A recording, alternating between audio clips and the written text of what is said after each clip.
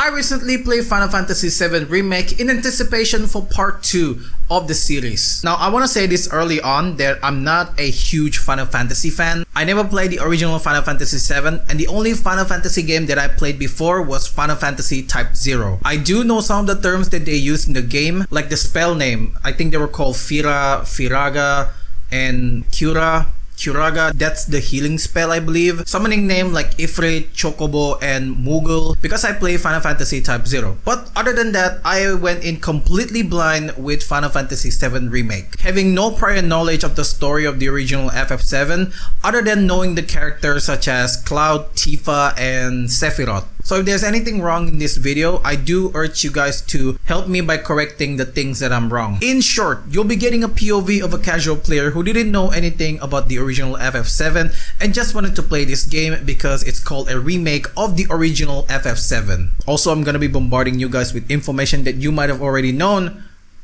but I'm still gonna say it anyway. Now to start things off, I'm going to list out the things that I dislike about this game before I even go deeper into it. So this is probably a nitpick, but I just find it annoying how I can't even jump from places like this. You should technically be able to just jump down automatically. I also find it really annoying how you can't access the menu to change your materia when you're engaged in combat.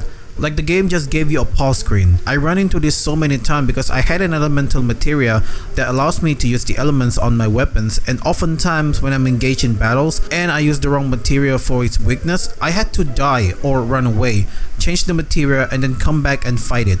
This is also another nitpick, but why can't the ATB just starts up with 1 bar full? I had to manually change character to fill their ATB.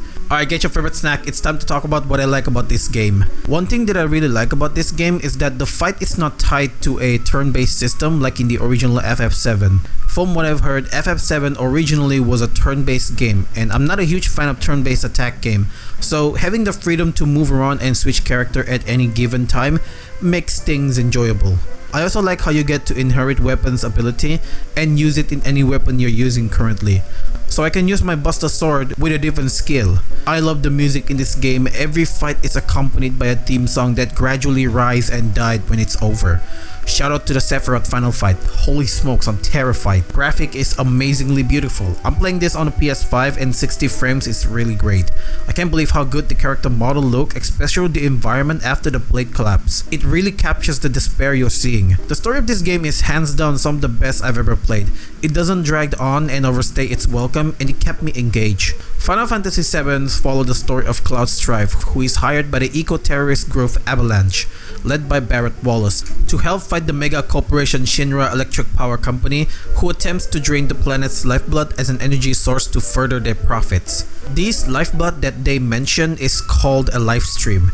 Life stream is a spirit energy. Essentially, it's what their soul made of, and when they died, they go back to the planet. But Cloud doesn't really care for the cause of the Avalanche and just did it for personal gain and the promise he made with Tifa. The remake covered the advent of Midgard from the original game, and even though it's just the first part, the game feels huge. Now, let's talk about some of the characters in the game. The 5 major characters in this game is Tifa, Aerith, Barrett, Cloud, and Sephiroth. I'm gonna exclude Red 13 because we just met him and I really don't know him that much. For Cloud, at first he seems distant and appear cold, but eventually he became mellowed out and joined forces with everyone in saving the planet because it is threatened by Sephiroth and Shinra. Well, technically more on Sephiroth and less about Shinra. I really like Cloud. There's a mysterious aura about him. When we're first introduced to him, he's this cold and uncaring character, brushing off everyone and keeping them at a distance. But gradually, he became mellowed, especially when he traveled with Aerith.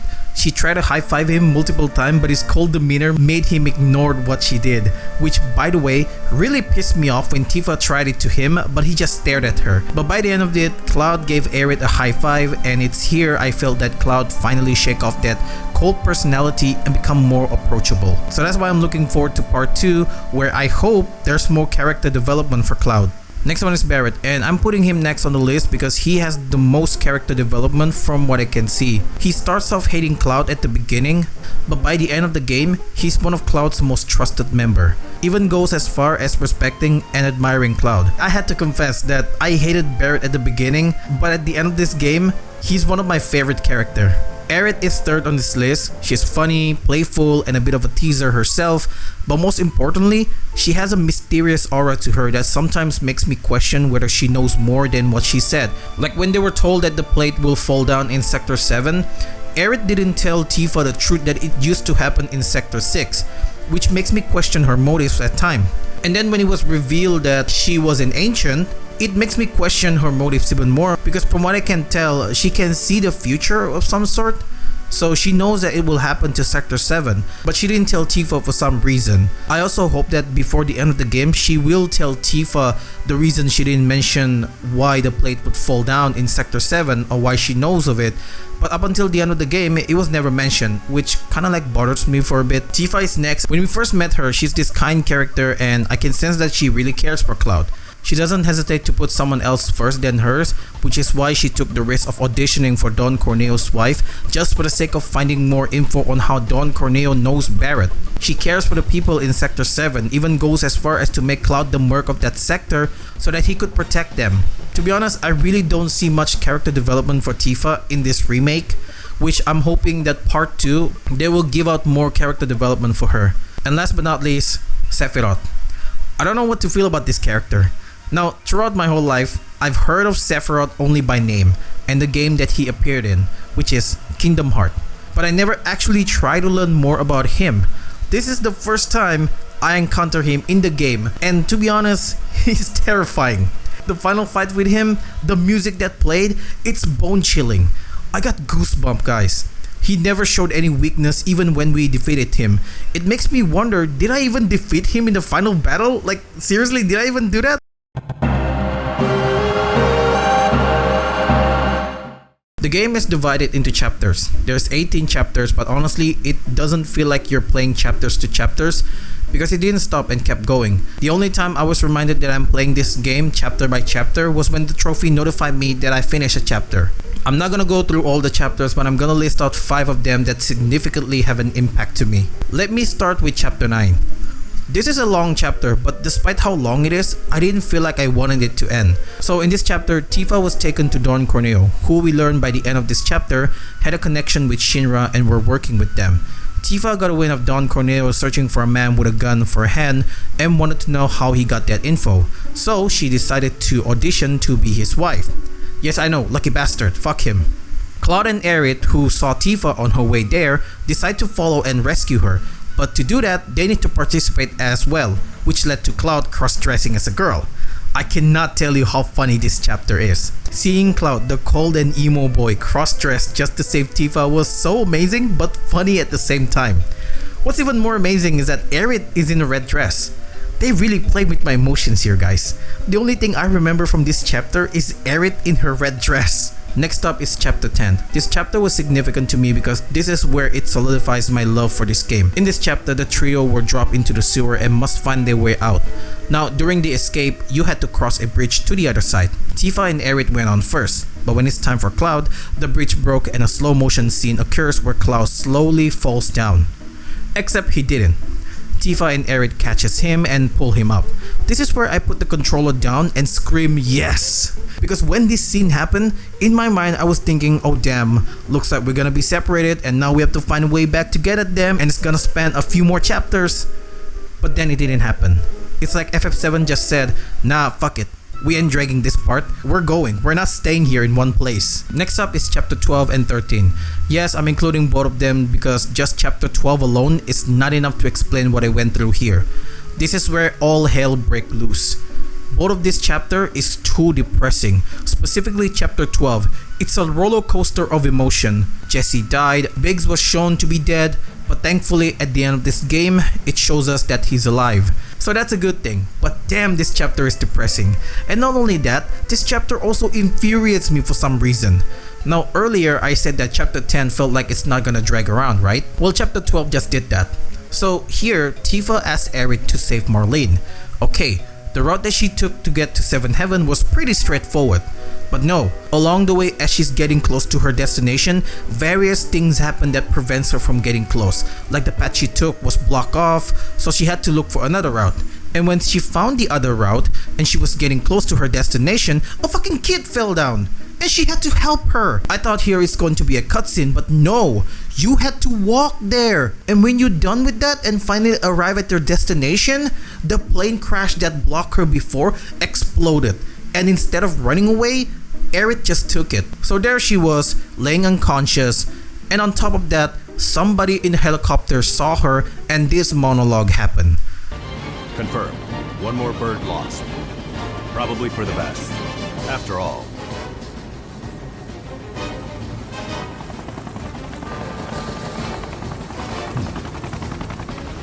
Change of plans. You can take it from here.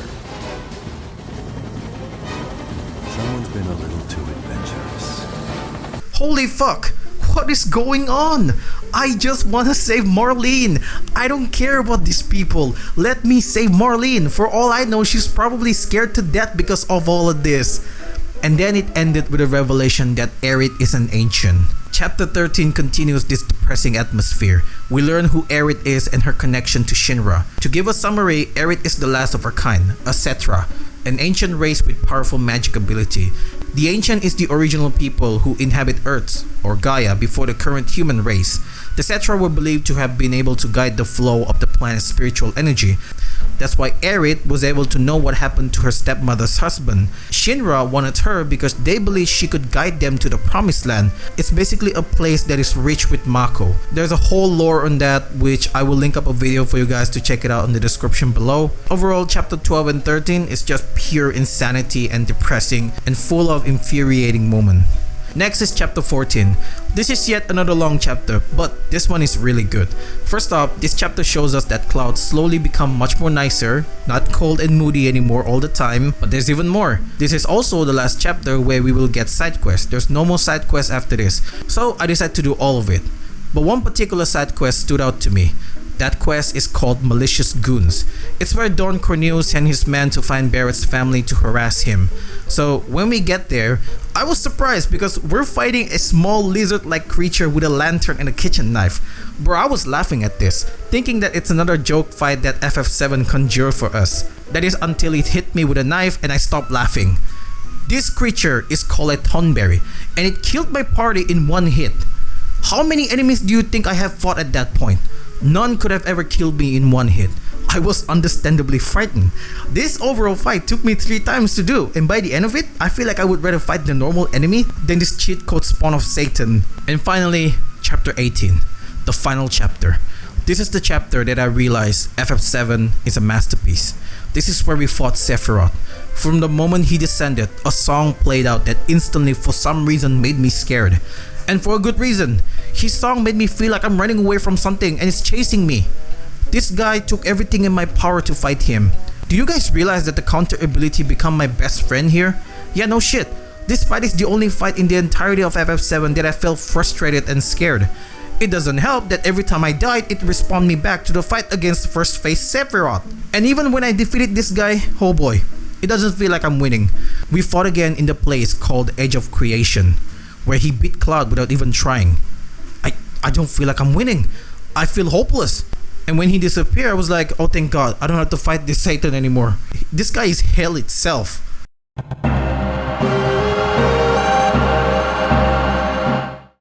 And that wraps up this video. What do I rate this game?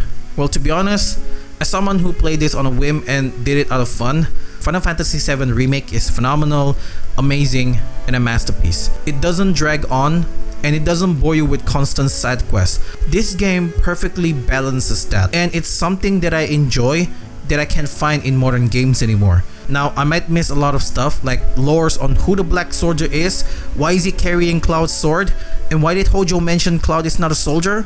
But hey, part 2 is coming out, and I hope it answers some of the questions that I have here. Again, as a non-diehard Final Fantasy fan, this remake is a solid 8.5 out of 10. That is all for me. Like, comment, subscribe, and if it does well, I'll see you in Rebirth, part 2 incoming.